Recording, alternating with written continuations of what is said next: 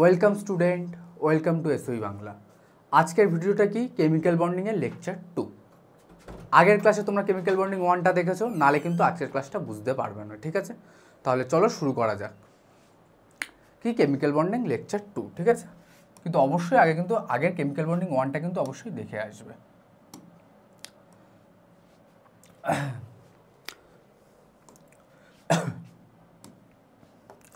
দেখো, আগের ক্লাসে আমি তড়িৎযোজী বন্ধন বা আয়নীয় বন্ধন পড়িয়ে দিয়েছি। তড়িৎযোজী যৌগ কিভাবে সৃষ্টি হচ্ছিল না, দুজনের মধ্যে একজন কি ইলেকট্রন ত্যাগ করছিল।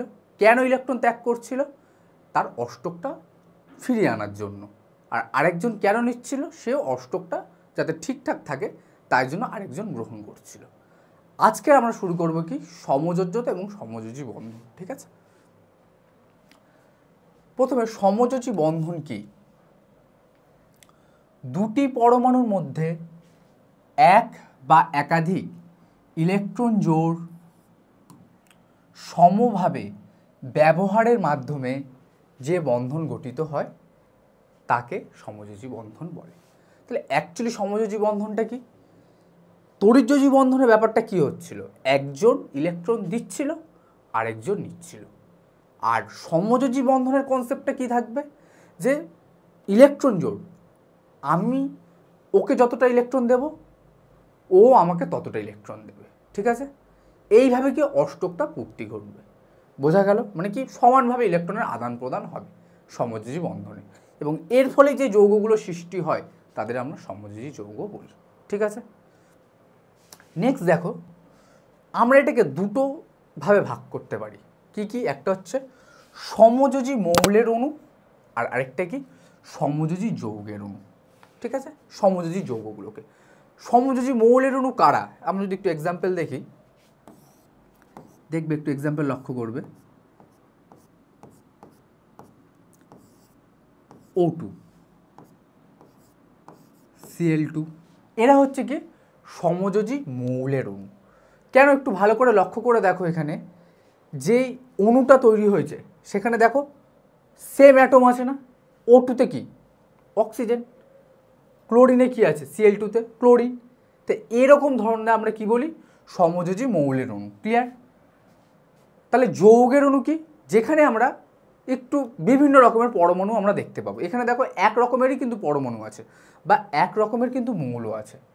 তো যৌগের অণু কারা হবে? যেমন ধরো এক্সাম্পল,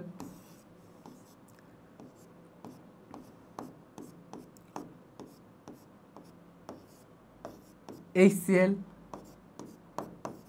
H2O, NH3, এরা হচ্ছে কি সমযোজী যৌগের অণু। কেন এরা সমযোজী যৌগের অণু? একটু ভালো করে লক্ষ্য করে দেখো। এইখানে দেখো HCl-এ তুমি ক রকমের পরমাণু দেখতে পাচ্ছ? একটা হাইড্রোজেন আছে, একটা ক্লোরিন আছে। ক্লিয়ার?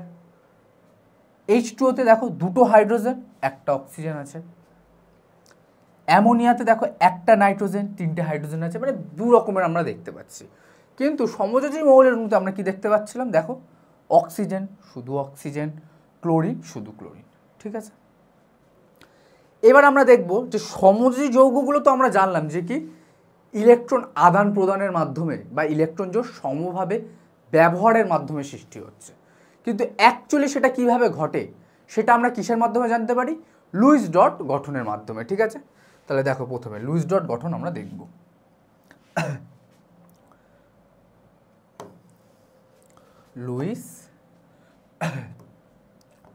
লুইস বিন্দু গঠন।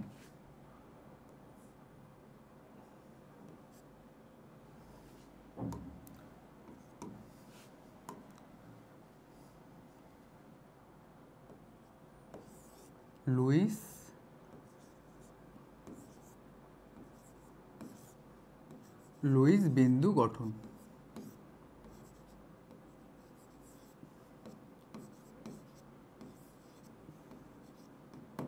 ঠিক আছে? তাহলে ফার্স্ট আমরা দেখি O2 অক্সিজেন অণু কিভাবে তৈরি হচ্ছে, ঠিক আছে?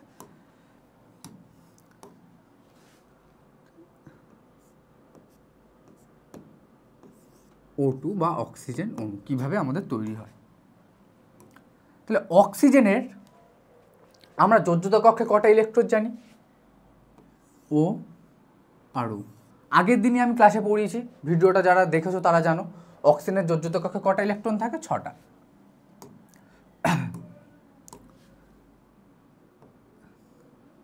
2 3 4 5 6, এরও কি 6টাই থাকবে?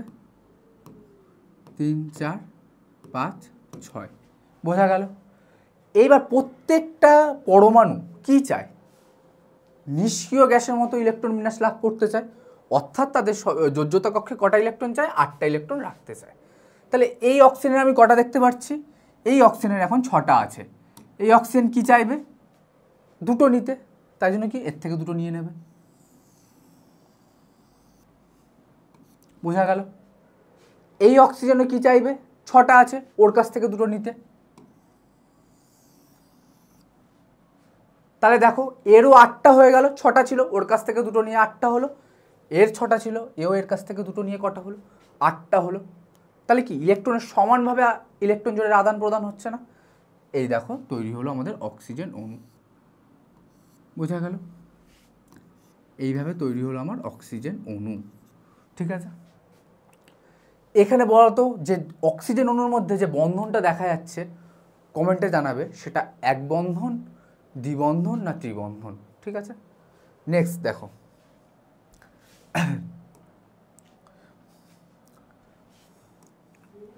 নেক্সট আমরা দেখব হচ্ছে কার্বন ডাই অক্সাইডের।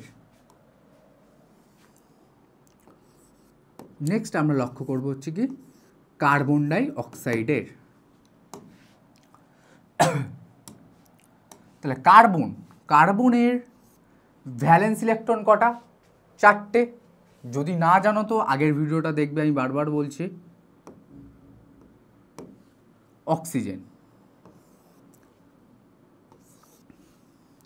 অক্সিজেনের কটা থাকে? 6টা। 1 2 3 4 5 6, 1 2 3 4 5 6, 6টা থাকছে। তাহলে এর কটা? এই অক্সিজেনেরও দুটো দরকার, 8টা।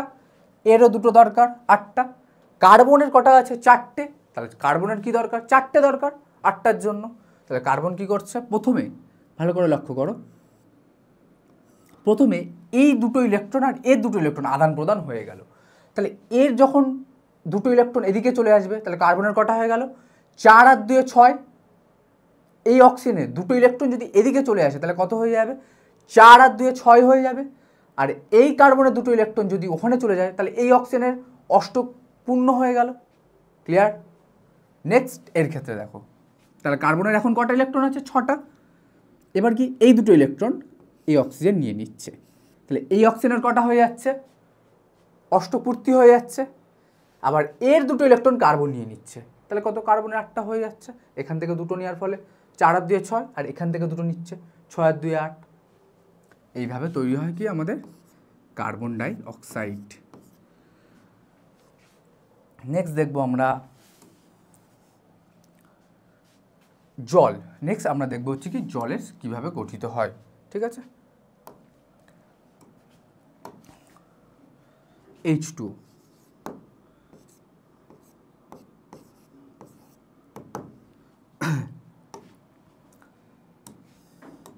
তাহলে H2O-তে আবার লক্ষ্য করো, অক্সিজেন আবার কটা? 6টা।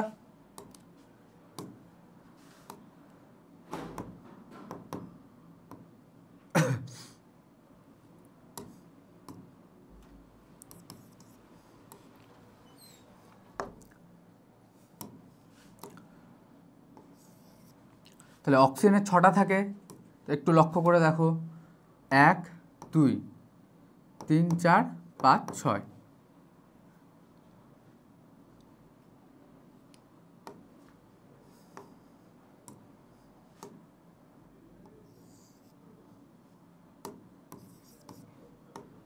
সমস্যা হচ্ছে,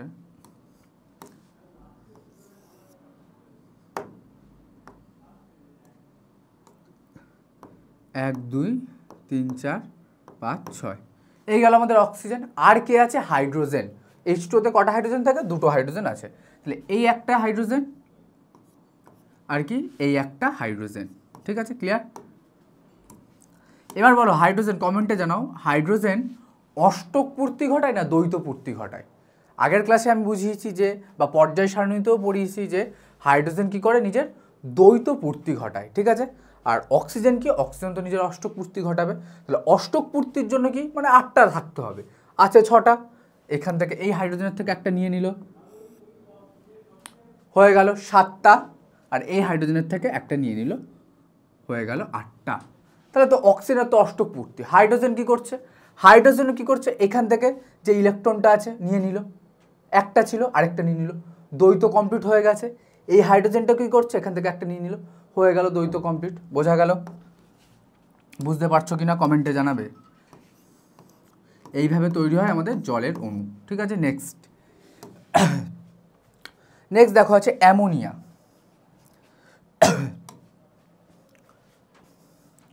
4 নম্বর আমরা করবো কার, অ্যামোনিয়ার। NH3 আমরা স্ট্রাকচারটা লক্ষ্য করব। NH3-তে সেন্ট্রাল অ্যাটম কে আছে, নাইট্রোজেন আছে।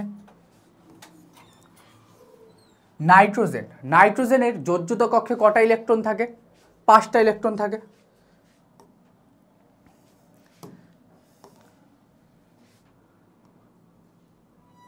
এক, 2, 3, 4, 5। ক্লিয়ার? কটা হাইড্রোজেন আছে, 3টে। তাহলে 3টে হাইড্রোজেনের তো 3টে ইলেকট্রন থাকছে, হাইড্রোজেনের তো একটাই ইলেকট্রন। তো 5 আর 3 কটা হয়ে যাচ্ছে, 8টা হয়ে যাচ্ছে। একসাথে কি আমাদের হাইড্রোজেনের কি দ্বৈত কমপ্লিট হয়ে যাচ্ছে। বোঝা যাচ্ছে ব্যাপারগুলো? বুঝতে না পারলে কমেন্টে জানাবে। ঠিক আছে, ফ্রি রইল কটা ইলেকট্রন। দেখো এই দুটো ইলেকট্রন কিন্তু কোনোভাবে অংশগ্রহণ করছে না, আসছি পরে যে এই ইলেকট্রনগুলোকে কি বলা হয়। এইভাবে আমাদের তৈরি হয় কি, অ্যামোনিয়া। নেক্সট দেখবো আর কি এক্সাম্পল আছে। আর আছে কি কার্বন টেট্রাক্লোরাইড বা CCl4। তাহলে চলো কার্বন টেট্রাক্লোরাইডের করা যাক।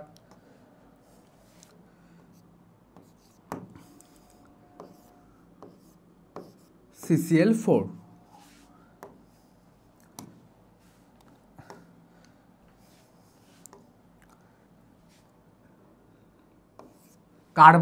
কার্বনের কটা ইলেকট্রন, 4টে। তাহলে 4 দিকে 4টে ইলেকট্রন দিয়ে দাও কার্বনের। 1, 2, 3, 4টে হলো। ক্লোরিনের কটা করে থাকে, ক্লোরিনের কমেন্টে জানাও, ক্লোরিনের কটা করে থাকে। ক্লোরিন হ্যালোজেন ফ্যামিলিদের যোজ্যতা কক্ষে সবার 7টা করে ইলেকট্রন থাকে। তাহলে 7টা, 2, 3, 4, 5, 6, 7। 1, 2, 3, 4, 5, 6, 7। 1, 2, 3, 4, 5, 6, 7। 1, 2, 3, 4, 5, 6, 7। তো সবার 7টা করে আছে। কটা দরকার, এখান থেকে যদি একটা বন্ধন করে নেয় ক্লোরিনের 8টা হয়ে যাবে, কার্বনের কটা হয়ে যাবে, 5টা, কার্বনের 6টা, 7টা, কার্বনের 8টা। এই হলো সমযোজী বন্ধন। ক্লোরিনের কটা দরকার, একটা দরকার। আর কার্বনের কটা দরকার, 4টে দরকার। বোঝা গেল? এইভাবে তৈরি হয় কি আমাদের কার্বন টেট্রাক্লোরাইড বা CCl4।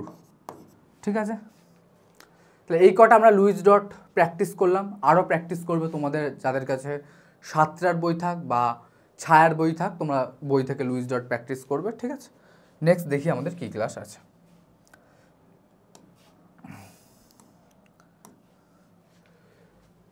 নেক্সট দেখো আরেকটা গুরুত্বপূর্ণ জিনিস, সেটা হচ্ছে কি কার্যকারী আধান। কার্যকারী আধান জানার আগে আমাদের জানতে হবে কি নিঃসঙ্গ ইলেকট্রন বা লোন ইলেকট্রন বা ফ্রি ইলেকট্রন কি। ঠিক আছে, তাহলে আমাদের কি জানতে হবে, একটু নিঃসঙ্গ ইলেকট্রন।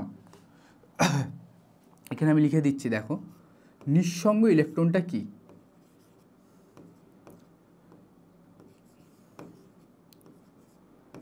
নিঃসঙ্গ ইলেকট্রন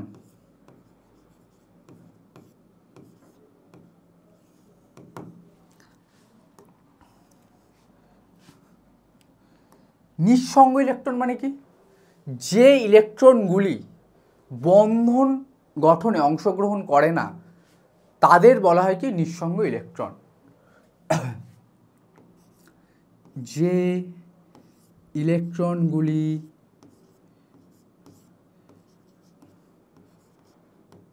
বন্ধন গঠনে অংশগ্রহণ করে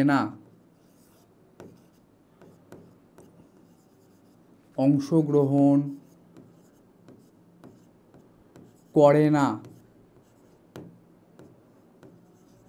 তাদের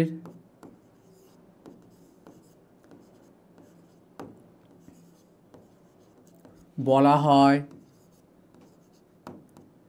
নিঃসঙ্গ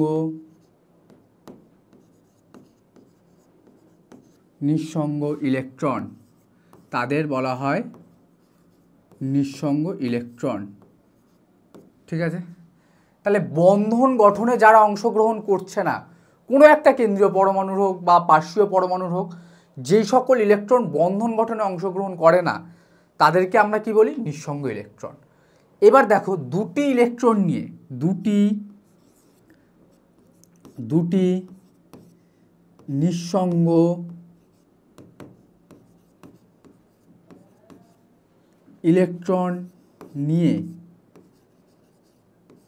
দুটি নিঃসঙ্গ ইলেকট্রন নিয়ে তৈরি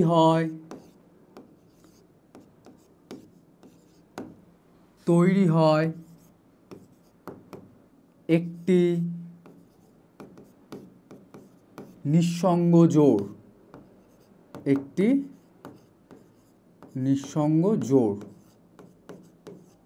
জোড় বা লোন পেয়ার।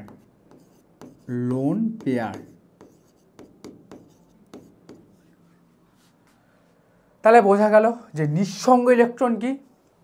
ধরো আমরা যদি আগের স্লাইডটা দেখি, এখানে একটু ভালো করে লক্ষ্য করবে, এই H2O-তে অক্সিজেনটাকে একটু ভালো করে লক্ষ্য করো। 6টার মধ্যে বন্ধন তৈরি করেছে কটা? এই ইলেকট্রনটা আর এই ইলেকট্রনটা, কিন্তু ফ্রি পড়ে রয়েছে কোনগুলো? এই 1টা 2টো 3টে 4টে ইলেকট্রন ফ্রি পড়ে রয়েছে। তো এই ফ্রি ইলেকট্রনকেই আমরা কি বলছি? যারা বন্ধন গঠনে অংশগ্রহণ করছে না, এই ফ্রি ইলেকট্রনগুলোকে আমরা কি বলি? নিঃসঙ্গ ইলেকট্রন। ঠিক আছে, আবার বলছি, ফ্রি ইলেকট্রনগুলো যারা বন্ধনে অংশগ্রহণ করে না তাদেরকেই আমরা কি বলছি? নিঃসঙ্গ ইলেকট্রন। তাহলে এখানে কটা নিঃসঙ্গ ইলেকট্রন আছে? এই H2O-তে অক্সিজেনের 4টে। তাহলে নিঃসঙ্গ ইলেকট্রন জোড় কটা আছে? লোন পেয়ার কটা আছে? কি বলছি? দুটো নিঃসঙ্গ ইলেকট্রন নিয়ে একটা নিঃসঙ্গ জোড় তৈরি হয়। তাহলে এখানে কি 4টে আছে। তাহলে এই এক জোড়া নিঃসঙ্গ, এই এক জোড়া, মানে দুটো লোন পেয়ার আছে, এই একটা আর এই একটা, দুটো লোন পেয়ার পাচ্ছি আমরা। বোঝা যাচ্ছে? আবার আমরা একটু যদি লক্ষ্য করি অ্যামোনিয়ার ক্ষেত্রে দেখো নাইট্রোজেনের সবাই কিন্তু বন্ধনে অংশগ্রহণ করেছে, শুধু করেনি কি এই দুটো ইলেকট্রন। 5টার মধ্যে 3টে করেছে, দুটো করেনি। তাই নিঃসঙ্গ ইলেকট্রন কটা আছে বা ফ্রি ইলেকট্রন কটা আছে? দুটো ফ্রি ইলেকট্রন আছে।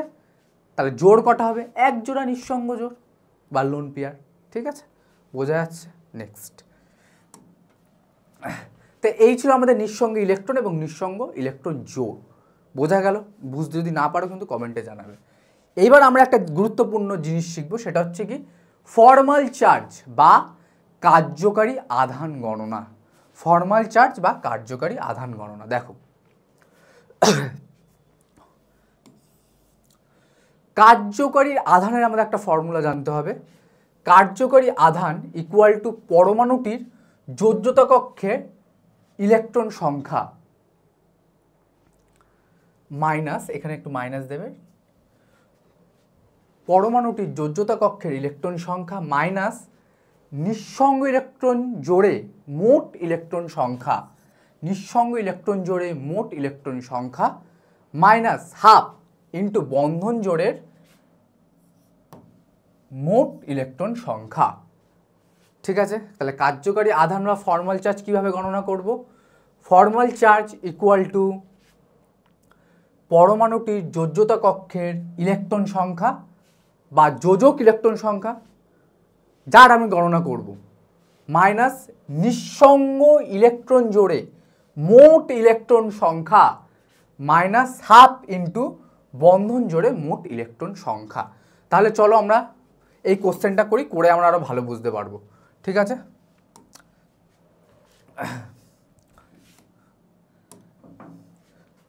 ফার্স্ট ফর্মাল চার্জ আমরা গণনা করব কি, SOCl2। ঠিক আছে, SOCl2।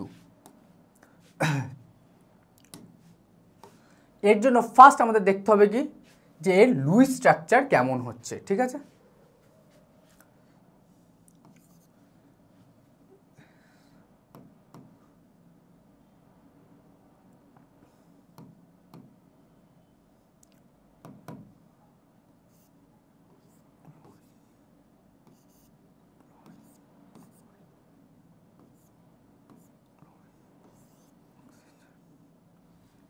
তাহলে দেখো SOCl2 তে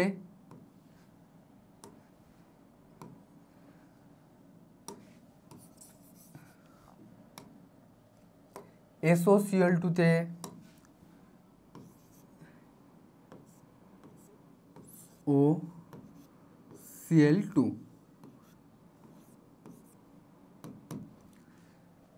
সালফারের যোজ্যতা কক্ষে কটা ইলেকট্রন থাকে? 6টা ইলেকট্রন। 6টার মধ্যে দেখো লুইস স্ট্রাকচার হিসেবে দুটো অক্সিজেনের সাথে বন্ড করেছে, 1 2, দুটো ক্লোরিন 3 আর 4, 4টে বন্ধন হয়ে গেল, যার মধ্যে দুটো করেছে কি অক্সিজেনটার সাথে, আর ক্লোরিনটার সাথে কটা করেছে? একটা। ঠিক আছে, আর এই ক্লোরিনটার সাথেও একটা। তাহলে সালফারের নিঃসঙ্গ ইলেকট্রন কটা থাকছে? দুটো। নিঃসঙ্গ জোড় কটা? দুটো নিয়ে একটা জোড় তৈরি হয়, তাহলে একটা নিঃসঙ্গ জোড় থাকছে। ওকে, নেক্সট অক্সিজেনের দেখি আমার এখানে, তাহলে বোঝা গেল। অক্সিজেনের দিকে লক্ষ্য করো, অক্সিজেনের 6টা থাকে, 6টার মধ্যে কটা বন্ধন করেছে? দুটো বন্ধন করে নিয়েছে, তাহলে বাকি রইল কটা? 1 2 3 4টে। ক্লিয়ার? ক্লোরিনের 7টা থাকে, 7টার মধ্যে কটা বন্ধন করে নিয়েছে? একটা বন্ধন করে নিয়েছে, তাহলে থাকবে কটা? 1 2 3 4 5 6টা। ক্লিয়ার? এই ক্লোরিনেরও সেম, 1 2 3 4 5 6টা। তাহলে কার্যকারী আধান গণনা করার জন্য তোমাকে ফার্স্ট কি জানতে হবে? তোমাকে ফার্স্ট কিন্তু লুইস ডট গঠন জানতে হবে। ঠিক আছে, নেক্সট দেখো। তাহলে এবার আমরা এক একটা পরমাণুর এই স্ট্রাকচার থেকে কার্যকারী আধান গণনা করব। প্রথমে এস পরমাণুর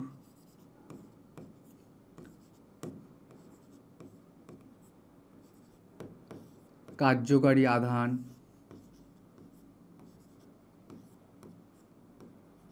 ইকুয়াল, তাহলে ফর্মুলা কি বলেছে? ফর্মুলা কি বলেছে যে দেখো ভালো করে বুঝবে, যার তুমি বার করবে তার যোজ্যতা কক্ষে ইলেকট্রন সংখ্যা। তাহলে তুমি ফার্স্ট কার বার করছো? সালফারের বার করছো। ঠিক আছে, এস এর বার করছো, এই স্ট্রাকচার থেকে এস এর বার করছো। তাহলে এস এর যোজ্যতা কক্ষে ইলেকট্রন সংখ্যা কটা থাকে? 6টা। 6 মাইনাস নিঃসঙ্গ জোড়ে থাকা নিঃসঙ্গ ইলেকট্রন সংখ্যা, মানে একদম যদি আমরা কথাই বলতে পারি যে কতগুলো নিঃসঙ্গ ইলেকট্রন আছে সালফারে। তাহলে এই স্ট্রাকচারে তুমি সালফারে কটা নিঃসঙ্গ ইলেকট্রন দেখতে পাচ্ছ? দুটো। এই যে দেখতে পাচ্ছ এই দুটো। তাহলে 6 - 2, any problem? Minus half into বন্ধন জোড়ে উপস্থিত ইলেকট্রন সংখ্যা। তাহলে বন্ধন জোড় মানে কি? বন্ড। তুমি কতগুলো বন্ধন দেখতে পাচ্ছ এখানে? এই একটা বন্ধন, এই একটা, এই একটা, এই একটা, 4টে বন্ধন আছে। তাহলে এক একটা বন্ধনে কটা করে ইলেকট্রন আছে? এক একটা বন্ধনে দুটো করে ইলেকট্রন আছে। তাহলে 4টে বন্ধনে আমার কটা থাকবে? 8টা ইলেকট্রন। তাহলে হাফ ইন্টু 8। ক্লিয়ার? তাহলে কত হয়ে যাচ্ছে? 6 - 2 - 4, 6 - 6 = 0। তাহলে SOCl2-তে সালফারের ফর্মাল চার্জ কত হচ্ছে? আমার 0 হচ্ছে। সেকেন্ড দেখবো আমরা।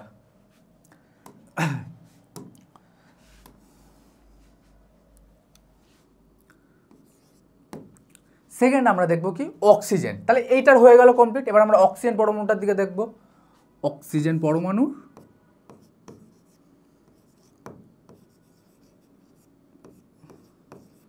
পরমাণু কার্যকারী আধান।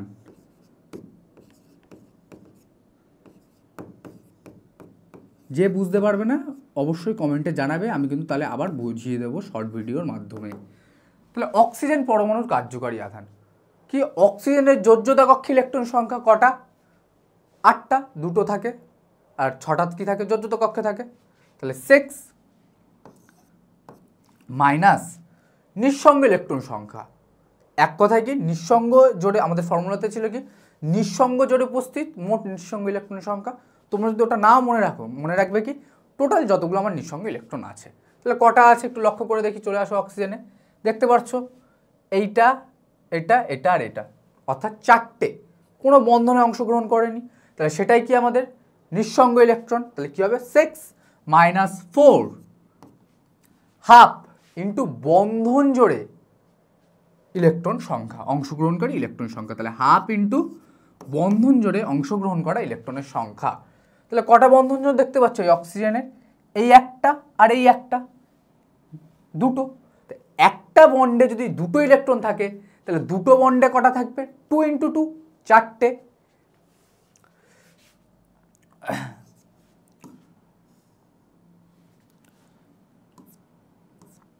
দুই, তাহলে 6 4 মাইনাস 2, 6 মাইনাস 6 ইকুয়াল টু 0 হলো। এবার আমরা দেখবো কি ক্লোরিন পরমাণু। আচ্ছা, ক্লোরিন তো 2টো আছে দেখতেই পাচ্ছ তোমরা, তাহলে কোনটার দেখবো? তুমি লক্ষ্য করে দেখো দুটোই কিন্তু সিমেট্রিক, দুটোই সিমেট্রিক ক্লোরিন, দুটোই প্রতিসম, ঠিক আছে, বা সমান। তাহলে যে কোনো আমরা একটা বার করলেই হয়ে যাবে, দুটোর বার করার দরকার নেই, ঠিক আছে। নেক্সট আমরা কাজ দেখবো তাহলে ক্লোরিন পরমাণু।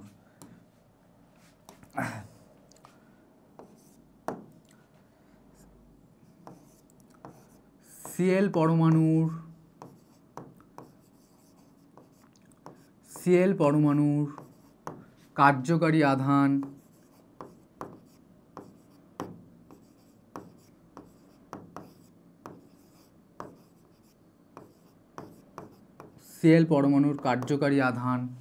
ঠিক আছে। তাহলে ভালো করে বোঝো, ক্লোরিনের যোজ্যতা কক্ষে ইলেকট্রন সংখ্যা কটা থাকে? 7টা, 7 মাইনাস নিঃসঙ্গ ইলেকট্রন সংখ্যা।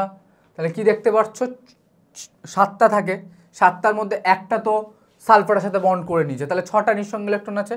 দেখো 1 2 3 4 5 6, 7 মাইনাস 6 মাইনাস হাফ ইন্টু বন্ধন জোড়ে অংশগ্রহণকারী ইলেকট্রন সংখ্যা।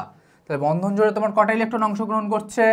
ক্লোরিনের একটাই বন্ধন করেছে সালফারের সাথে, তাহলে 2টো ইলেকট্রন থাকছে। 7 মাইনাস 1 7, তাহলে 7 মাইনাস 7 ইকুয়াল টু 0। তাহলে দেখো এখানে আমরা কি বুঝতে পারলাম যে SOCl2 এই যে অণুটা আছে বা এই যে যৌগটা আছে, এই যৌগটাতে প্রত্যেকটা পরমাণুর, সেটা সালফার হোক, অক্সিজেন হোক, বা 2টি ক্লোরিন পরমাণু হোক, সবার কার্যকারী আধানের ভ্যালু আমরা কত পেয়েছি? 0 পেয়েছি, ঠিক আছে। নেক্সট দেখা যাক কি আছে।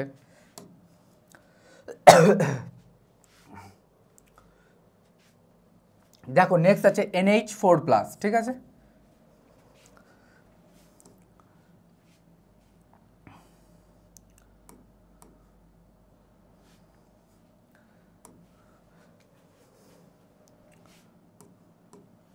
দেখো এক্সাম্পল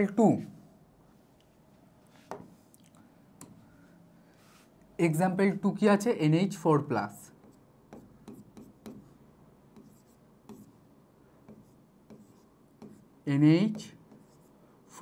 ঠিক আছে। এবার একটু ভালো করে লক্ষ্য করে দেখো, NH4+ আছে, নাইট্রোজেনের কীভাবে লুইস ডটটা হবে?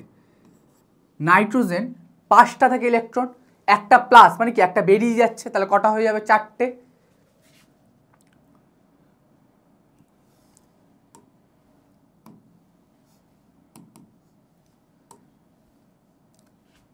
N একটা বেরিয়ে যাচ্ছে, 2 3 4।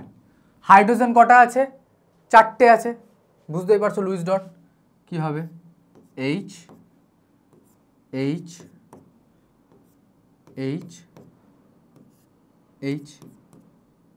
কোনো ফ্রি ইলেকট্রন দেখতে পাচ্ছ?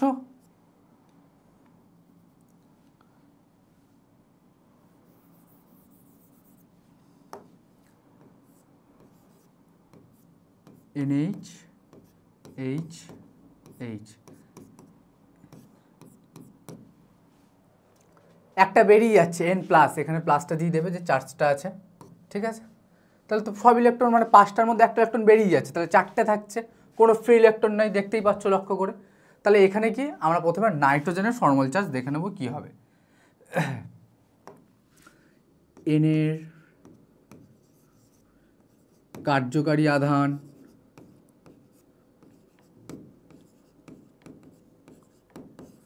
N এর কার্যকারী আধান, তাহলে নাইট্রোজেনের যোজ্যতা কক্ষে ইলেকট্রন সংখ্যা কটা? 5টা। এখানে কিন্তু বেরিয়ে যাচ্ছে ইলেকট্রন, তা বলে এখানে তুমি 4টে বসিয়ে দেবে না কিন্তু, তাহলে ভুল হয়ে যাবে। তোমরা কত জানো নাইট্রোজেনের যোজ্যতা কক্ষে ইলেকট্রন সংখ্যা কোনটা হয়? 5টা হয়, 5টাই লিখবে, কিন্তু ভুল করে এখানে কেউ 4টে লিখবে না, এটা একটা আয়ন গঠন তৈরি হচ্ছে, ঠিক আছে? 5 মাইনাস নিঃসঙ্গ ইলেকট্রন সংখ্যা। নাইট্রোজেনের কোনো নিঃসঙ্গ ইলেকট্রন দেখতে পাচ্ছ এখানে স্ট্রাকচারে? দেখা যাচ্ছে না, তাহলে কি হবে এটা? 0 হাফ ইন্টু বন্ধন জোড়ে অংশগ্রহণকারী মোট ইলেকট্রন সংখ্যা। তাহলে কটা বন্ধন দেখতে পাচ্ছ এখানে? 1টা 2টো 3টে 4টে, ঠিক আছে? তাহলে একটাতে যদি 2টো থাকে, 4টেতে কটা থাকবে? 4 দুগুণে 8।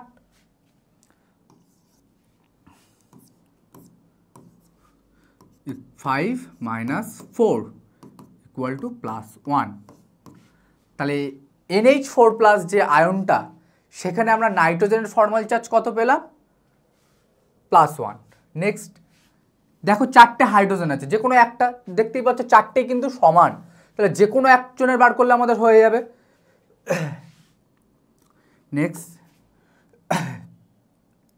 হাইড্রোজেনের কার্যকারী আধান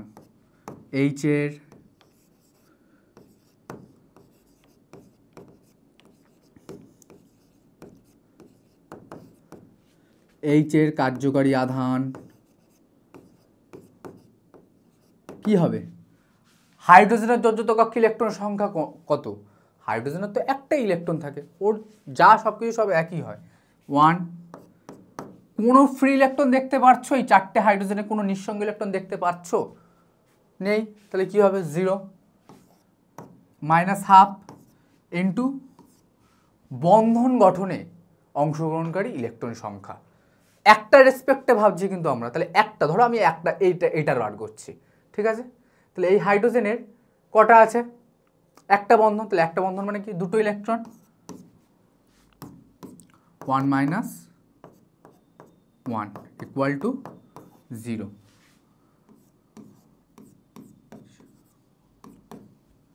বোঝা যাচ্ছে? তাহলে হাইড্রোজেনের কি একটার বার করেছো তুমি, তাই জন্য দেখো আমি 2টো লিখেছি কিন্তু। তাহলে এটার হলে কি? 3টারও কি হবে? ফর্মাল চার্জ 0 হবে। তাহলে NH4 প্লাসে নাইট্রোজেনের কার্যকারী আধান আমি কি পেলাম? +1, আর হাইড্রোজেনের কার্যকারী আধান কি পেলাম আমি? 0। চলো দেখা যাক। তাহলে আমি 2টো তোমাদের করিয়ে দিলাম, SOCl2 আর NH4 প্লাস। তোমাদের HW থাকবে কি? তোমরা জলের H2O-তে আর অক্সিজেনে যতগুলো পরমাণু আছে তাদের ফর্মাল চার্জ বার করে দেবে, ঠিক আছে? করে কমেন্টে আমাকে জানাবে যে কি হচ্ছে, ঠিক আছে? না হলে আমি করে দেবো যদি না পারো। পরে দেখো আমাদের কি থাকছে, ফসফরাস ও সালফার পরমাণুর পরিবর্তনশীল সমযোজ্যতা। ফসফরাস ও সালফার পরমাণুর পরিবর্তনশীল সমযোজ্যতা, এটা খুব গুরুত্বপূর্ণ। তাহলে দেখো, তাহলে ফার্স্ট আমরা কি জানবো? ফসফরাসের জানবো। ফসফরাসের পরিবর্তনশীল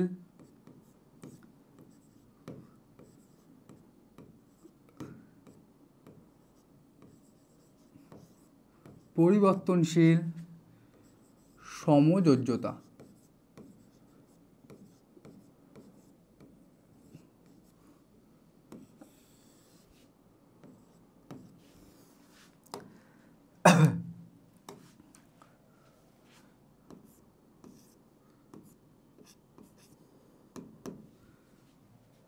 ফসফরাস। এবার দেখো এটা কিন্তু 12-এও তোমাদের পি ব্লকে কিন্তু খুব কাজে লাগবে, ঠিক আছে। দেখো ফসফরাসে আমি প্রথমে কি ইলেকট্রন বিন্যাস করব, 1s2 2s2 2p6 3s2, কটা হচ্ছে 10 আর 2 12, 3p3 আর 2 8 আর 2 10 আর 2 12 12 3 15, 15টা হয়ে গেল। ফাঁকা কে রইলো এখানে, ফাঁকা রইলো কে, পরে কে থাকে আমাদের 3d, 3dতে এখনও কিছু ভরছে না, ঠিক আছে। এবার একটু লক্ষ্য করে দেখো, আমরা যদি বক্স করি 3s এর কক্ষক কটা হয়, 3s এর একটা কক্ষক, আর 3pর কটা কক্ষ হয়, 3pর 3টে কক্ষক হয়। কী কী সেই কক্ষকগুলো, 1 2 3। এটাকে 3px, এটাকে 3py, আর এটা কি 3pz।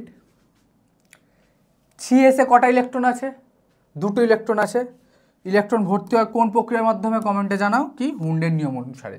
তাহলে কি দুটো, একটা এদিকে ফিরে থাকে, একটা এদিকে ফিরে থাকে। 3pর ক্ষেত্রে 3টে আছে, তাহলে 3টে কীভাবে ভরে, হুন্ডের নিয়মে তোমরা জানো, অ্যাটমিক স্ট্রাকচারে পড়েছো, 1 2 3। ফার্স্ট এটা গেল একদম ভূমিস্তর অবস্থায়, ঠিক আছে। এবার একটু ভালো করে লক্ষ্য করে দেখো, এই সময় তোমার কটা ফ্রি ইলেকট্রন আছে বা কটা অযুগ্ম ইলেকট্রন আছে, 3টে অযুগ্ম ইলেকট্রন আছে না,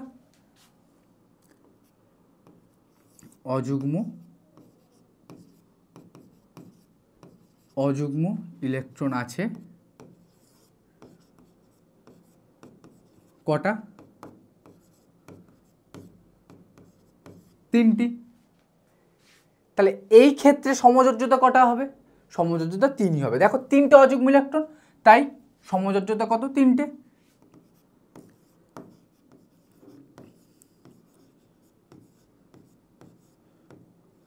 সমযোজ্যতা কত পাচ্ছি আমি, 3 পাচ্ছি, বোঝা গেল। তাহলে দেখো ফ্রি ইলেকট্রন, তোমার কাছে অযুগ্ম ইলেকট্রন থাকলেই তো তুমি আরেকজনের ইলেকট্রনের সাথে জোড় তৈরি করতে পারবে, তাই না।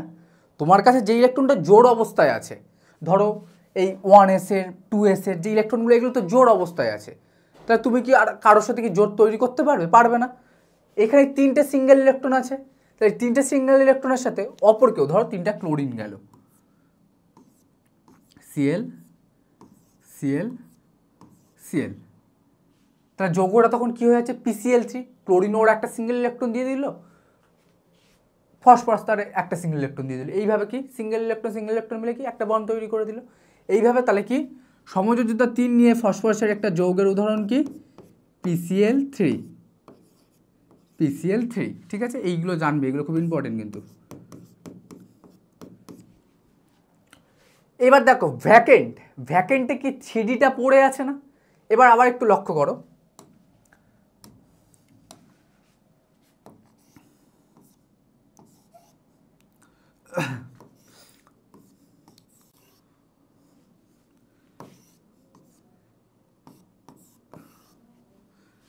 এবার একটু ভালো করে লক্ষ্য করো, তাহলে 3s আমার কটা ছিল, 2টো,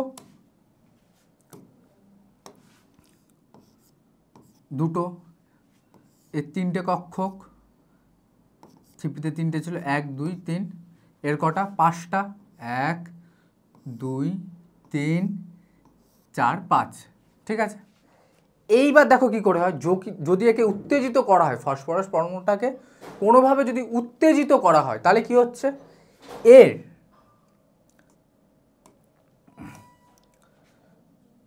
3s এ থাকা একটা ইলেকট্রন কি 3dতে জাম কাটে, অর্থাৎ কি হয় ব্যাপারটা, 3s এ থাকা 2টো ইলেকট্রন ছিল, তো একটা ইলেকট্রন যদি জাম কাটে, তাহলে ব্যাপারটা কি এরকম দেখতে হবে, হ্যাঁ কি না, এরকম যে দেখতে হবে। তাহলে এবার কটা অযুগ্ম ইলেকট্রন আছে, একটা, 3 আর 1 4, 4 আর 1 কি 5টা, তাহলে 5টা অযুগ্ম ইলেকট্রন মানে কি সমযোজ্যতা কত হচ্ছে তোমার, 5 হচ্ছে সমযোজ্যতা। 5টি অযুগ্ম ইলেকট্রন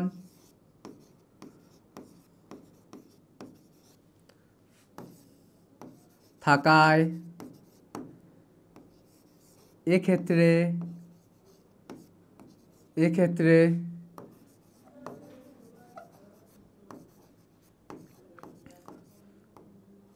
সমযোজ্যতা হয় 5। ক্লিয়ার? তাহলে 5টা সিঙ্গেল ইলেকট্রন আছে, 5 জনের সাথে বন্ড তৈরি করতে পারবে। তাহলে এক্সাম্পল কি এর একটা এক্সাম্পল আমরা পাই কি ফসফরাস পেন্টাক্লোরাইড বা PCl5। ক্লিয়ার? নেক্সট দেখো, নেক্সট আমরা দেখব কি সালফারের পরিবর্তনশীল সমযোজ্যতা। সালফার পরমাণুর বা সালফারের পরিবর্তনশীল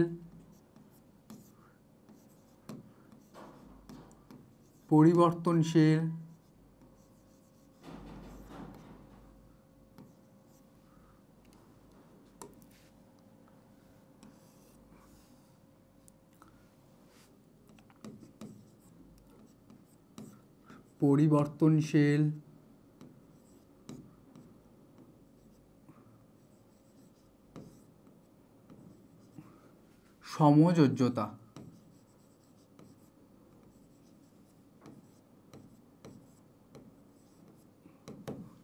ঠিক আছে, তার জন্য আমাদের কি করতে হবে, আগে সালফারের ইলেকট্রনিক কনফিগারেশন দেখতে হবে। ওকে,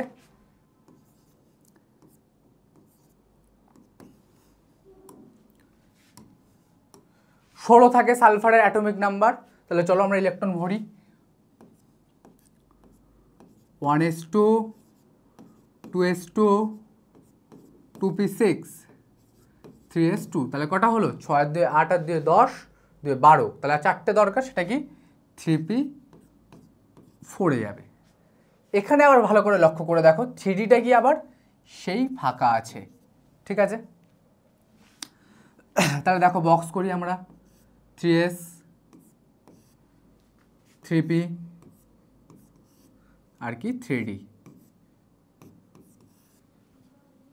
3pর কক্ষক সংখ্যা কটা? 3টে,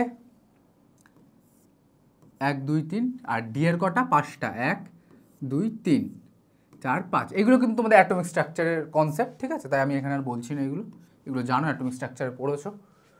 3s এ কটা ইলেকট্রন আছে? 3s এ তোমার ইলেকট্রন আছে কটা? 2টো। এই 1 2টো ইলেকট্রন। 3p তে কটা আছে? 4টে। তাহলে হুন্ডের সূত্র অনুসারে 1 2 3 4। 3d কি ফাঁকা। এইবার লক্ষ্য করে দেখো, এখানে তুমি কটা ফ্রি ইলেকট্রন বা অযুগ্ম ইলেকট্রন দেখতে পাচ্ছ? দেখো, 2টো অযুগ্ম ইলেকট্রন আছে না? তাহলে এর সমযোজ্যতা কত হচ্ছে? এখন সমযোজ্যতা যতগুলো অযুগ্ম ইলেকট্রন, সমযোজ্যতা ততই হচ্ছে। তা 2টো অযুগ্ম ইলেকট্রন মানে কি এখানে সমযোজ্যতা আমি কত পাচ্ছি?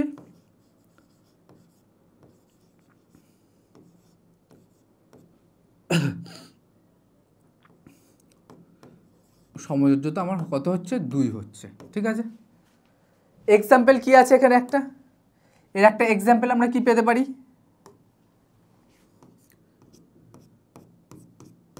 এর এক্সাম্পল কি? H2s। এই এক্সাম্পলগুলো কিন্তু মনে রাখো, কিন্তু জিজ্ঞেস করতে পারে। ঠিক আছে, দেখা যাক আরও কত সমযোজ্যতা আমরা পেতে পারি। নেক্সট দেখো, লক্ষ্য করো, আবার আমি এই 3s, এটা 3s,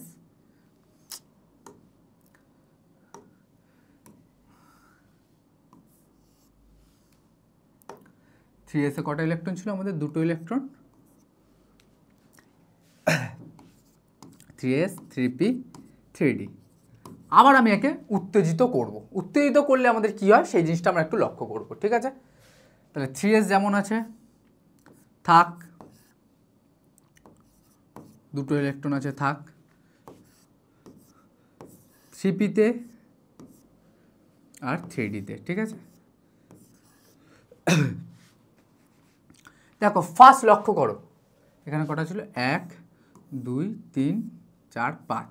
লক্ষ্য করো এখানে 3p তে আমার কি এই দিকে যে ইলেকট্রন আছে প্রথম কক্ষক, অর্থাৎ 3px এ যে আছে জোড় ইলেকট্রন আছে, হিট করছো, সেই জোড়টা ভেঙে যাচ্ছে। কি হচ্ছে? 1টা 2টো 3টে।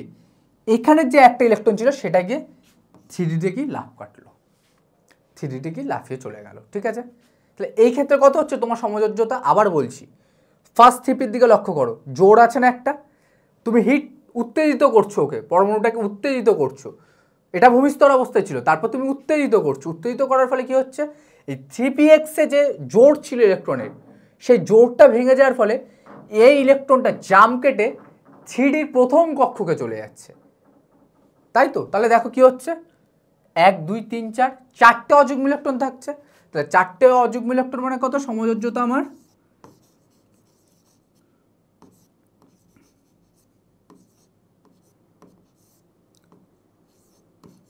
সমযোজ্যতা কত এক্ষেত্রে আমার 4। তাহলে 4 সমযোজ্যতা নিয়ে একটা যৌগের উদাহরণ কি হতে পারে, এক্সাম্পল হতে পারে কি আমার SF4। আর কি সম্ভব, আর কি আমি এখনো পেতে পারি, কমেন্টে জানাও। অবশ্যই আবারও আমরা একটা সমযোজ্যতা পেতে পারি। কি হচ্ছে দেখো ব্যাপারটা,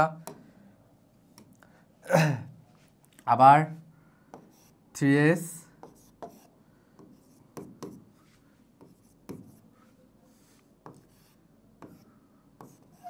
3p 3d, ঠিক আছে, 1 2 3 1 2 3 4 5। এবার কি হচ্ছে, তাহলে আগে থেকে আমাদের কি ছিল, এটার ভিত্তিতে বলছি, ঠিক আছে, 1 2 3।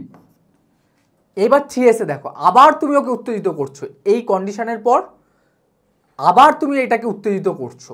এবার কি 3s-এ জোরটা আছে না, ভূমিস্তর অবস্থায় কি 3p-র এখানে জোর ছিল, এখানে এসে ভাঙলো।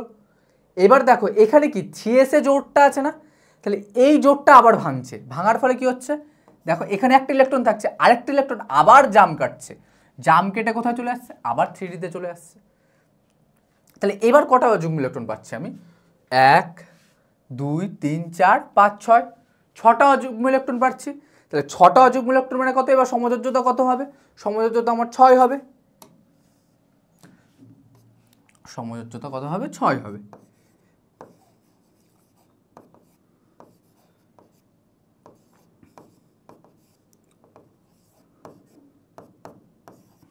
ঠিক আছে, এক্সাম্পল কি হতে পারে এর এক্সাম্পল কি হতে পারে, কমেন্টে জানাও। এর একটা এক্সাম্পল হলো SF6। বোঝা গেল ব্যাপারটা? তাহলে এই ছিল আমার ফসফরাস এবং অক্সিজেনের কি সমযোজ্যতা। পরবর্তী,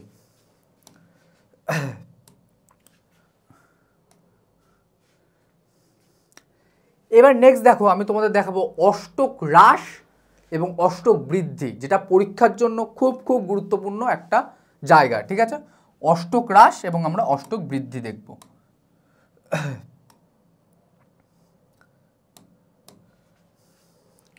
অষ্টক হ্রাস,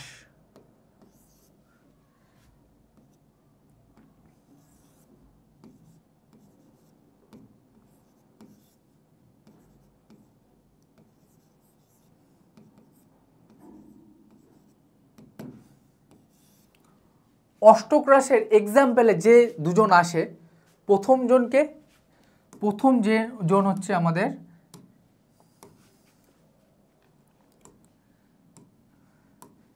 BF3। কেন BF3-কে একটা অষ্টক হ্রাসের উদাহরণ বলা হচ্ছে, কেন বলা হচ্ছে, কারণটা কি, বা অষ্টক হ্রাস বা কি, ঠিক আছে।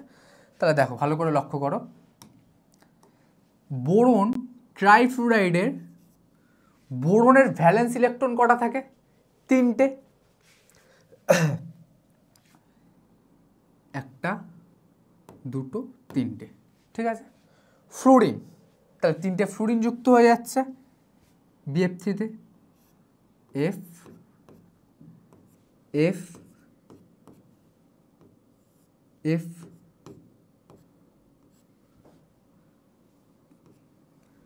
3টে ফ্লুরিন যুক্ত হচ্ছে, 3টে ছিল, ফ্লুরিনের কথা বাদ দাও, ফ্লুরিনের তো অষ্টক হয়ে যাচ্ছে, ফ্লুরিনের 7টা থাকে, বোরনের থেকে একটা নিয়েছে, এরও 8টা হয়ে গেছে, এরও 8টা হয়ে গেছে, এরও 8টা হয়ে গেছে। কিন্তু বোরনের যোজ্যতা কক্ষে টোটাল কটা হলো, ছিল 3টে ছিল তো যোজ্যতা কক্ষে, 3টে ফ্লুরিনের থেকে 3টে নিয়েছে, 3 + 3 = 6। অষ্টক হতে গেলে আমার কটা দরকার হয়, 8টা দরকার হয়, তাহলে সেই 8টা কি আছে? 8টা ইলেকট্রন নেই, তাই জন্য কি এটা অষ্টক হ্রাসের একটা উদাহরণ। আরও আছে একটা, দেখো উদাহরণ, সেটা হচ্ছে কি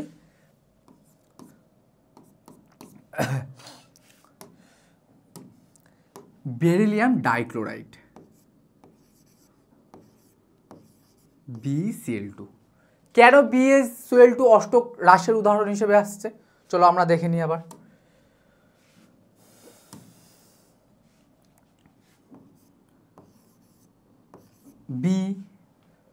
বেরিলিয়ামের যোজ্যতা কক্ষে কটা ইলেকট্রন থাকে? দুটো, 1 2।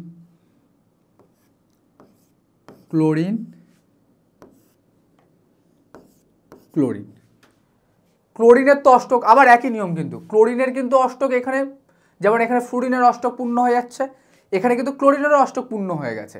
কিন্তু বেরিলিয়ামের কি হচ্ছে অষ্টক দুটো ছিল, দুটো ক্লোরিনের থেকে দুটো নিয়েছে, 2 আর 2 4। এখানে কি হয়েছিল?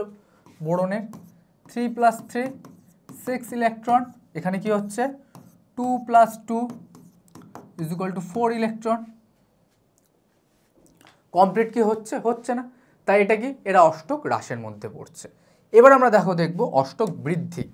ঠিক আছে, এবার আমরা চেক করে দেখব কি অষ্টক বৃদ্ধি।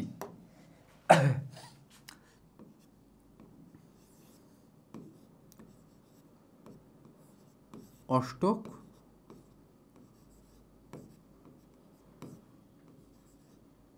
বৃদ্ধি।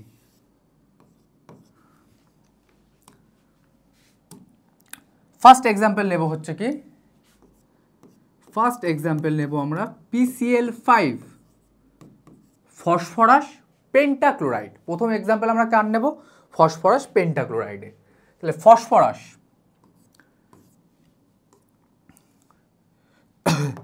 ফসফরাসের যোজ্যতা কক্ষে কটা ইলেকট্রন থাকে? 5টা ইলেকট্রন থাকে। কটা ক্লোরিন আছে? 5টা ক্লোরিন আছে। 1 2 3 4 আর এই হয়ে গেল কি 5টা। তাহলে আবার আমি ফসফরাসের যোজ্যতা কক্ষে কটা ইলেকট্রন পাচ্ছি? 5টা ছিল 5টা ইলেকট্রন। 5টা ক্লোরিনের থেকে জানো সমযোজী বন্ধন তৈরি হচ্ছে, 5টা ক্লোরিনের থেকে 5টা নিল, তাহলে 5e + 5e = 10e। 5e + 5e = 10e, 10টা ইলেকট্রন। মানে কি আগেরগুলো তো দেখো 8টা থেকে কমে যাচ্ছিল, আর এবার কি হচ্ছে 8টার থেকে কি বেড়ে যাচ্ছে, মানে কি অষ্টক বৃদ্ধি ঘটছে। ক্লিয়ার? নেক্সট আরেকটা এক্সাম্পল। আর দেখো বেসিক থেকে ধরিয়ে তোমাদের আস্তে ধীরে ধীরে ধীরে কিন্তু বোঝাচ্ছি, তাও যদি সমস্যা হয় কমেন্টে জানিও, আমি ছোট ছোট ভিডিওর মাধ্যমে সেটাও কিন্তু আমি ক্লিয়ার করে দেবো, কিন্তু ক্লাসগুলো করো মন দিয়ে। ঠিক আছে, আশা করি বুঝতে পারবে, একদম ধরিয়ে ধরিয়ে বেসিক থেকে পড়াচ্ছি, কোনো টপিক বাদ না দিয়ে। 2 নম্বর দেখো SF6। SF6 এর ক্ষেত্রেও দেখা যাক কি হয়। SF6 তাহলে সালফারের কটা ইলেকট্রন থাকে? 6টা। 2 6টা। ক্লিয়ার? কটা ফ্লুরিন আছে? 6টা ফ্লুরিন। 1 2 3 4 5টা আর এই হলো তোমার 6টা ফ্লুরিন। তো সালফারের ছিল কটা? 6টা। 6টা ফ্লুরিনের থেকে কটা নিয়েছে? 6টা। তাহলে সালফারে এখন যোজ্যতা কক্ষে কটা ইলেকট্রন হচ্ছে? 12টা। অবশ্যই বুঝতে পারছো 8টার থেকে অনেক বেশি। 6e + 6e = 12e। বোঝা যাচ্ছে? আবার বলছি যে সেন্ট্রাল অ্যাটমগুলোর কিন্তু চেক করবে, তোমরা কিন্তু এই পার্শিয়াল অ্যাটমগুলো চেক করো না। কি বলছি? সেন্ট্রাল অ্যাটমগুলো চেক করবে যে তাদের যোজ্যতা কক্ষে অ্যাকচুয়ালি কটা ইলেকট্রন হচ্ছে। বোঝা গেল? নেক্সট, তাহলে অষ্টক হ্রাস আর অষ্টক বৃদ্ধি আমাদের গেছে। এবার আমরা দেখব একটু আয়নীয় যৌগে সমযোজী চরিত্র। তার আগে আমরা দেখব কি ধ্রুবায়ন বা পোলারাইজেশন কি, ধ্রুবায়ন বা পোলারাইজেশন কি সেটা আমরা দেখব। দেখো ধ্রুবায়ন বা পোলারাইজেশন কি, ক্যাটায়ন কর্তৃক অ্যানায়নের ইলেকট্রন পরিমণ্ডলের বিকৃতির ঘটনাকে ধ্রুবায়ন বলে। ক্যাটায়নের দ্বারা মানে ধরো ক্যাটায়নের দ্বারা অ্যানায়নের যে ইলেকট্রন পরিমণ্ডল তার আকৃতির যে পরিবর্তনটা ঘটছে সেটাকে আমরা ধ্রুবায়ন বলছি। কেমন ব্যাপারটা, ব্যাপারটা কেমন চলো দেখা যাক, দেখা যাক তাহলে কি হয়। এই হচ্ছে আমার ক্যাটায়ন আর এই হচ্ছে আমাদের অ্যানায়ন, ঠিক আছে। আচ্ছা আমি তো দুটো শেপ আঁকলাম, আমি ক্যাটায়নটাকে কেন ছোটতে আঁকলাম আর অ্যানায়নটা কেন বড় আঁকলাম? কমেন্টে জানাবে, যারা যারা ভিডিওটা দেখছো তারা এই প্রশ্নের উত্তরটা কমেন্টে দেবে যে কেন আমি ক্যাটায়নটাকে ছোট আঁকলাম, অ্যানায়নটাকে আমি বড় আঁকলাম, ঠিক আছে। এবার কি পোলারাইজেশন কি, কি বলছে পজিটিভ চার্জ আর নেগেটিভ চার্জ পাশাপাশি আছে, তো পজিটিভ নেগেটিভকে কি করবে? সমান চার্জ হলে আমরা কি জানি, সমান চার্জ হলে কি তারা পরস্পরকে দূরে সরে যায়, বিকর্ষণ করে। কিন্তু কি বিপরীত চার্জ, বিপরীত চার্জ মানে কি করবে? তারা পরস্পরকে আকর্ষণ করবে। তাহলে আকর্ষণ করার ফলে ভালো করে লক্ষ্য করো পজিটিভটা নেগেটিভটাকে কি করবে? আকর্ষণ করবে। ফলে এই স্ট্রাকচারটার কি আস্তে আস্তে একটু এদিকে সরে বিকৃতি ঘটবে, ঠিক আছে।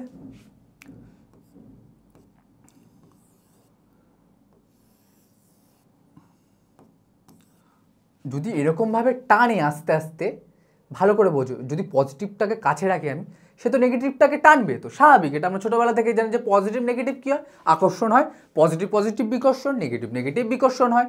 তাহলে এই পজিটিভটা যখন নেগেটিভটাকে টানবে তাহলে কী হবে? নেগেটিভটার আকৃতির কীরকম এরকম একটা বিকৃতি ঘটবে। এই যে বিকৃতিটা ঘটছে, এই বিকৃতি ঘটানোটাকেই আমাদের কি বলা হচ্ছে? ধ্রুবায়ন বা পোলারাইজেশন। ভেরি ভেরি ইম্পর্টেন্ট একটা টপিক, ঠিক আছে, বোঝা গেল। এবং এই ক্ষমতাটাকে কি বলা হচ্ছে? পোলারাইজেশন পাওয়ার বা ধ্রুবায়ন ক্ষমতা। তাহলে কি বুঝলাম আমরা? পোলারাইজেশন কি?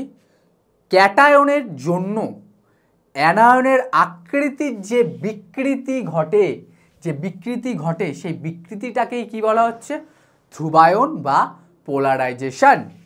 চলো নেক্সট আমরা একটা গুরুত্বপূর্ণ জিনিস পড়বো, সেটা হচ্ছে কি কোনো তড়িৎযোজী যৌগে কি অ্যাকচুয়ালি সমযোজী চরিত্রর কোনো প্রকাশ থাকে নাকি সে বিশুদ্ধ তড়িৎযোজী হয়, সেটা আমরা কিসে জানবো? ফাইয়ের মাধ্যমে। এবার আমরা কি জানবো? তড়িৎযোজী যৌগের সমযোজীর প্রকৃতি। ভালো করে বুঝবে, এখান থেকে কিন্তু কোশ্চেন আসে, যেটুখানি পড়বো একটুখানি যদি বুঝতে পারো কোশ্চেন অ্যাটেন্ড করতে পারবে, ঠিক আছে। ভালো করে লক্ষ্য করো,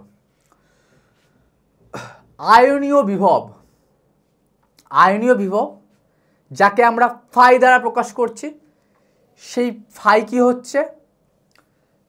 ক্যাটায়নের চার্জ ডিভাইডেড বাই ক্যাটায়নের ব্যাসার্ধ, ঠিক আছে। তাহলে আমরা এটা বলতে পারি কি ফাই অর্থাৎ আয়নীয় চরিত্র ক্যাটায়নের চার্জের সমানুপাতিক, হ্যাঁ কি না? হ্যাঁ কি না বলো?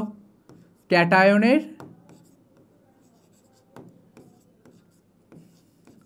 চার্জের সমানুপাতিক, অর্থাৎ ক্যাটায়নের যত মান বাড়বে তত আমার এই রাশিটা আয়নীয় বিভব কী হবে? বাড়বে। এখান থেকে আমরা বলতে পারছি। ঠিক তার উল্টোটা কি হচ্ছে? ফাই ক্যাটায়নের ব্যাসার্ধের কি হচ্ছে? ব্যস্ত অনুপাতিক হচ্ছে।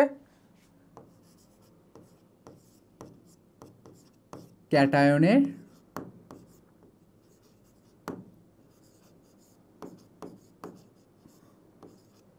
ব্যাসার্ধ এর ব্যস্তানুপাতিক হচ্ছে। আবার কি বলছে? এই দুটো বোঝা গেল, এখান থেকে আমরা এই দুটো করলাম, আশা করি বুঝতে পেরেছো। আবার কি বলছে? ফাই বাড়লে ক্যাটায়নের ধ্রুবায়ন ক্ষমতা বাড়ে, ফাই বাড়লে ক্যাটায়নের ধ্রুবায়ন ক্ষমতা বাড়ে। আবার যত ধ্রুবায়ন ক্ষমতা হবে তত কি হবে? তোমার সমযোজী চরিত্র কি হবে? বেশি হবে। মানে এক কথায় আমরা বলতে পারি যেটা আমাদের দরকার, ফাই যার বেশি তার সমযোজী চরিত্র কি হচ্ছে? বেশি হচ্ছে, ঠিক আছে। চলো নেক্সট স্লাইডে যাওয়া যাক। দেখো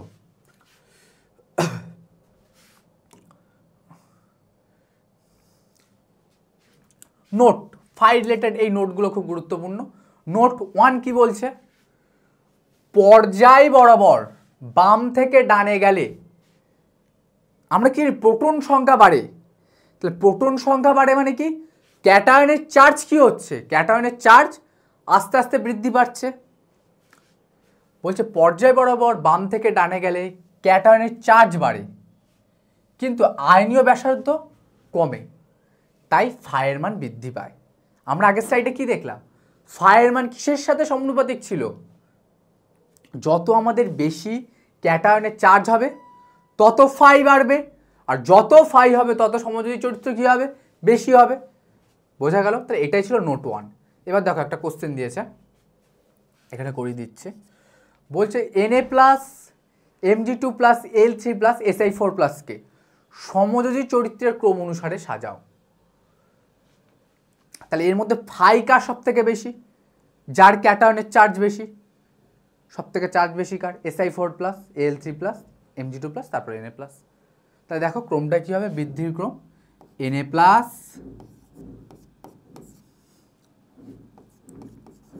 Mg2 plus Al3 plus and Si4 plus, Si4 plus. যত চার্জ বেশি, যত চার্জ বেশি তত ফাই বেশি। একটু আগে সম্পর্ক দেখলাম যে ক্যাটায়নের যত চার্জ বেশি হবে ফাইয়ের মান কী হবে, তত বেশি হবে, আর যত ফাইয়ের মান বেশি হবে তত কোভ্যালেন্ট ক্যারেক্টার তথা সমযোজী চরিত্র কী হবে, বেশি হবে। তাই দেখো আস্তে আস্তে বৃদ্ধির ক্রম, দেখো একটু এখান থেকে এখানে একটু বাড়ছে সমযোজী চরিত্র, এখান থেকে একটু বাড়ছে সমযোজী চরিত্র, এখান থেকে একটু বাড়ছে, কারণটা কি, চার্জ বেড়ে যাচ্ছে। নোট 2, শ্রেণী বরাবর উপর থেকে নিচের দিকে নামলে ক্যাটায়নের আকার বৃদ্ধি পায়, ফলে ফাইয়ের মান কি হয়, হ্রাস পায়। ক্যাটায়নের আকারের সাথে ফাইয়ের আমাদের কি সম্পর্ক ছিল, ক্যাটায়নের আকারের সাথে ফাইয়ের কি সম্পর্ক ছিল, ব্যস্তানুপাতিক সম্পর্ক ছিল। তাহলে ব্যস্তানুপাতিক সম্পর্ক যদি আমরা দেখি, এই যে তিনটে ক্যাটায়নকে দিয়েছে, এরা জানো তোমাদের গ্রুপ 1-এর অ্যালকালি মেটাল বা ক্ষার ধাতু, ঠিক আছে। তো কিরম থাকে, প্রথমে লিথিয়াম থাকে, তারপর সোডিয়াম থাকে, তারপর পটাশিয়াম থাকে। তাহলে যত আমরা উপর থেকে নিচের দিকে নামি তত স্ট্রাকচার কি হয়, আস্তে আস্তে কি হয়, বড় হতে থাকে না, স্ট্রাকচার বড়, ফাই কি কম। ব্যস্তানুপাতিক সম্পর্ক আগের স্লাইডেই আমি বুঝিয়েছি যে ক্যাটায়নের চার্জের সাথে ফাইয়ের সম্পর্ক কি হবে, ব্যস্তানুপাতিক সম্পর্ক। তা যত আবার ফাই কমে যাচ্ছে, তাহলে এই ক্ষেত্রে ফাই কমে যাচ্ছে, তাহলে আমার তো সমযোজী চরিত্রের সাথে ফাইয়ের আবার কি সরল সম্পর্ক, তাই আমার কি সমযোজী চরিত্র কি হচ্ছে, কমে যাচ্ছে। তাহলে কি বলছে, কে সমযোজী চরিত্রের ক্রম অনুযায়ী হ্রাসের ক্রম অনুসারে সাজাও, ঠিক আছে। তাহলে যার আকার ছোট তার সমযোজী চরিত্র সব থেকে বেশি, তাহলে লিথিয়ামের হবে, সোডিয়ামের হবে, তারপর পটাশিয়াম, ঠিক আছে। বোঝা গেল? এটা বুঝতে পেরেছো? এখান থেকে কিন্তু খুব গুরুত্বপূর্ণ, পরীক্ষায় আসতে পারে পরবর্তী।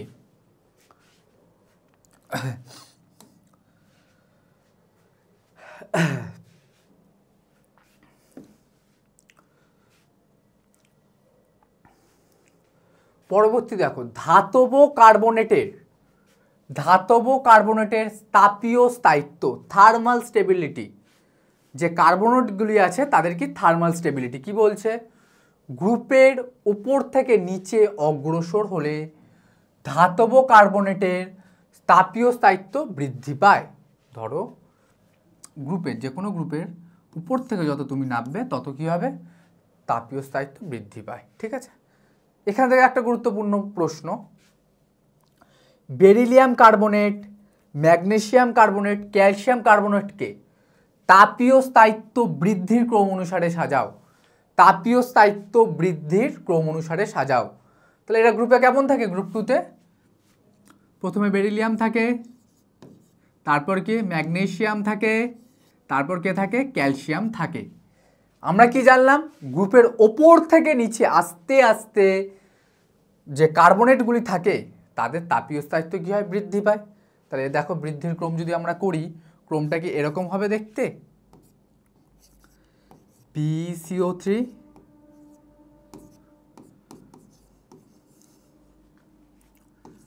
MgCO3 CaCO3, তাই তো সব থেকে নিচেই আছে, তাই ক্যালসিয়াম কার্বনেটের তাপীয় স্থায়িত্ব কী হবে সব থেকে বেশি হবে। পরের অসমযোজী বন্ধন, তাহলে আমাদের তড়িৎযোজী বন্ধন হলো, সমযোজী বন্ধন হলো, এবার আমরা কি পড়ব অসমযোজী বন্ধন। ঠিক আছে, কি সেটা চলো দেখা যাক। কি বলছে, অসমযোজ্যতার মাধ্যমে যে বন্ধন সৃষ্টি হয় তাকে অসমযোজী বন্ধন বলে। যাই হোক সেটা আমাদের ডেফিনেশন দরকার নেই, কি শর্তটা ভালো করে বোঝো। কি বলছে, দুটি পরমাণুর মধ্যে দাতা পরমাণুটির যোজ্যতা কক্ষে অবশ্যই একটি নিঃসঙ্গ ইলেকট্রন জোড় থাকতে হবে। এই লজিকটা সব থেকে গুরুত্বপূর্ণ। যেই দুটো পরমাণু আমাদের অসমযোজী বন্ধন তৈরি করবে তার মধ্যে দাতা পরমাণুটি, কে দাতা কে গ্রহিতা সেটা আমরা দেখব, একটু পরেই দেখব। ঠিক আছে, তার মধ্যে কি দাতা পরমাণুটিকে অবশ্যই একটা নিঃসঙ্গ ইলেকট্রন জোড়, মানে কি দুটো নিঃসঙ্গ ইলেকট্রন থাকতে হবে। সেকেন্ড, ইলেকট্রন জোড়টিকে দাতা ও গ্রহিতা উভয় পরমাণু সমানভাবে ব্যবহার করবে। ক্লিয়ার? চলো এই শর্ত ডেফিনেশন সব বুঝবে কি যদি আমরা এক্সাম্পল প্র্যাকটিস করি। দেখো example, ammonia plus BF3,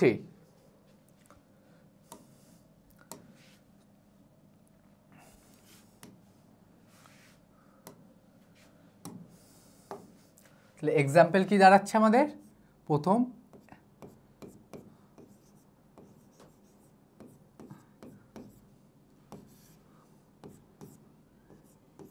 NH3 plus BF3। ঠিক আছে, তাহলে অ্যামোনিয়া লুইস ডট স্ট্রাকচার করলে আমরা এরকম স্ট্রাকচার পাই, দুটো ফ্রি ইলেকট্রন থাকে, হ্যাঁ কি না, তাই তো। আর BF3 কি আছে এরকম স্ট্রাকচার।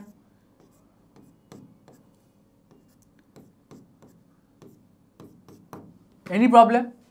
এইবার এদের মধ্যে দেখো কি অসমযোজী বন্ধন তৈরি হচ্ছে, সেটা আমি করে দেখাবো। এর কি দুটো ফ্রি ইলেকট্রন আছে, এর কোনো ফ্রি ইলেকট্রন নেই। ঠিক আছে, তাহলে আমাদের শর্ত ওয়ান কি ছিল, যে কোনো একজনের একটা নিঃসঙ্গ ইলেকট্রন জোড় থাকতে হবে। দেখো আছে NH3 নাইট্রোজেনের, BF3 নেই, দরকার নেই। এইবার কি হচ্ছে, মেকানিজমটাকে ভালো করে বোঝো তাহলেই হবে, জাস্ট মেকানিজমটাকে ভালো করে বোঝো তাহলেই হবে। BF3 একটু আগে পড়িয়েছি আমি, এই জন্য কিন্তু আমি তোমাদের কি সিরিয়াল বাই স্টেপ পড়াচ্ছি, না হলে কিন্তু কেমিস্ট্রি শেখা যায় না, জাম্প করে কিন্তু কেমিস্ট্রি হয় না। তাহলে BF3 কটা আছে বোরনের ভ্যালেন্সের ইলেকট্রন, 6টা। দরকার কটা ওর, সবাই কি চায়, তুমি কি চাও স্টেবল হতে, তাহলে বোরনও কি চায়, বোরনও স্টেবল হতে চায়। তাহলে বোরন কিভাবে স্টেবল হবে, পরমাণু কিভাবে স্টেবল হয় না, 8টা ইলেকট্রন রেখে স্টেবল হয়, কিন্তু আছে কটা বাবা, 6টা আছে। তাহলে কি করছে নাইট্রোজেন করছে কি এই দুটো ইলেকট্রনকে বোরনকে দিয়ে দিচ্ছে। না এখানে দিয়ে দিচ্ছে মানে কি পুরোপুরি দিয়ে দিচ্ছে না, যেমন ঘর ভাড়া দেয়, নাইট্রোজেন কি করছে ওর দুটো ইলেকট্রন বোরনকে ভাড়া দিচ্ছে। ঠিক আছে, এর ফলে কেমন লাগবে দেখতে ব্যাপারটা।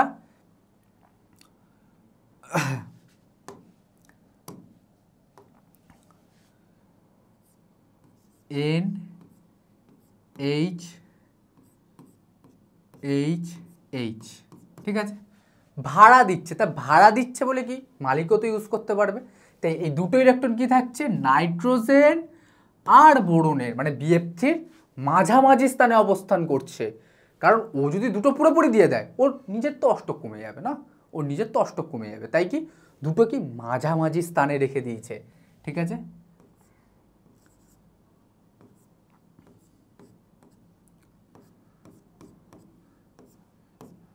মানে কি এটা আমার কাছেও থাকলো, আমারও অষ্টক থাকছে, তোমাকে আমি ভাড়া দিচ্ছি তুমিও নাও, তোমারও অষ্টক থাকছে। এইভাবেই তৈরি হয় কি আমাদের অসমযোজী বন্ধন। তাহলে কে দিচ্ছে ইলেকট্রনটা ভাড়া, কে দিচ্ছে? নাইট্রোজেন দিচ্ছে। কাকে দিচ্ছে? BF3 বোরনকে দিচ্ছে। তাহলে দেখো ব্যাপারটা এরকম দাঁড়াচ্ছে, H3N কে দিচ্ছে ভাড়াটা? নাইট্রোজেন দিচ্ছে বোরনকে, অ্যারো BF3। ক্লিয়ার? এবার দেখো এখান থেকে একটা কনসেপ্ট আসে, যে ইলেকট্রন ভাড়া দিচ্ছে, যে নিঃসঙ্গ ইলেকট্রন দিচ্ছে, সে কি হয়? লুইস ক্ষারক হয় বা লুইস ক্ষারক হয়। লুইস ক্ষারক। যে দেয়, যে নিঃসঙ্গ ইলেকট্রন দেয় সে কি? লুইস ক্ষারক হয়। আর যে নিঃসঙ্গ ইলেকট্রন নেয় সে কি হয়? লুইস অ্যাসিড হয়। লুইস অ্যাসিড হয়। বোঝা গেল? বুঝতে পারলে কমেন্টে জানাবে। কি অসমযোজী বন্ধন মানে কি? জাস্ট যার অষ্টক পূর্ণ নেই বা দ্বৈত পূর্ণ নেই তাকে কি ইলেকট্রন কি ভাড়া দেয়া। ঠিক আছে, সহজ ভাষায়। চলো নেক্সট।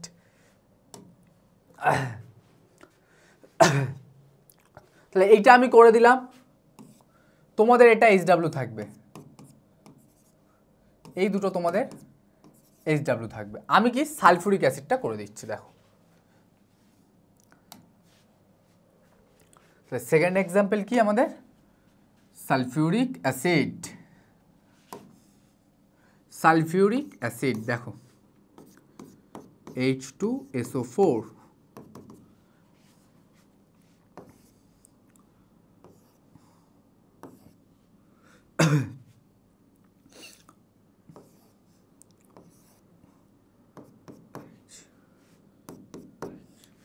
আচ্ছা দেখো এবার সালফারের ভ্যালেন্স ইলেকট্রন কটা বলো? 6টা।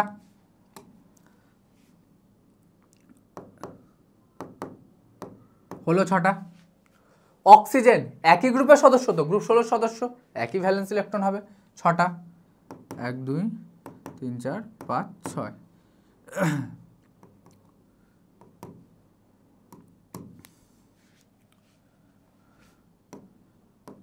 2 3 4 5 6। 2 3 4 5 6। হাইড্রোজেনের কটা? একটা। ঠিক আছে, ফার্স্ট এবার লক্ষ্য করো ব্যাপার। হাইড্রোজেন কি করে? দ্বৈত, মানে ওর একটা ইলেকট্রন অপরজনের থেকে নিলে কমপ্লিট। ওকে, তাহলে এই অক্সিজেনের হাইড্রোজেনের মধ্যে একটা বন্ড হলো, ইলেকট্রনের আদান প্রদান হলো। তাহলে এই 6টা ছিল, ওরটা নিল 7টা, এর একটা ছিল, আরেকটা নিল কি দ্বৈত কমপ্লিট। ঠিক আছে, এর কি 7টা। এই সালফারের থেকে একটা নিল, কটা হলো? এই অক্সিজেনের 8টা কমপ্লিট। কোনো সমস্যা আছে? আবার এই অক্সিজেন কি করছে? এই হাইড্রোজেনের থেকে একটা নিল, 6 এর 1 7 হলো। এই হাইড্রোজেনেরও কি ওর মতো দ্বৈত কমপ্লিট। আবার কি করলো? এই সালফারের থেকে আরেকটা বন্ধন করে নিল। তাহলে এর অষ্টক পূর্তি। সালফারের কটা দাঁড়ালো? 6 আর 2 কি 8 হয়ে গেল। দেখো 6, এই দুটো অক্সিজেনের থেকেও তো আদান প্রদান করছে, তাহলে 6 আর 2 8 হয়ে গেল। এই অক্সিজেনেরও 8 হয়ে গেল, এই অক্সিজেনেরও 8 হয়ে গেল, এরও দ্বৈত হয়ে গেল, এরও দ্বৈত হয়ে গেল। কিন্তু অসুবিধায় পড়ে গেল কে? এই অক্সিজেনটা আর এই অক্সিজেনটা, এদের তো বাবা এখনো হয়নি অষ্টক পূর্তি। কি হবে? সালফার মনে করছে যে তুমি আমার দুটো ইলেকট্রনকে ভাড়া নাও, দুটো ইলেকট্রন ভাড়া নাও। তাহলে কটা হয়ে গেল এর? এই দুটো ইলেকট্রনকে যদি ভাড়া দেয়, ঠিক অসমযোজী বন্ধন মানে কি সহজ ভাষায় ভাড়ার কনসেপ্ট, ঘর ভাড়ার কনসেপ্ট। তাহলে এই দুটো ইলেকট্রনকে দিয়ে দিচ্ছে, তাহলে কি 6 + 2 8 হয়ে যাচ্ছে। এই সালফারও কি করছে,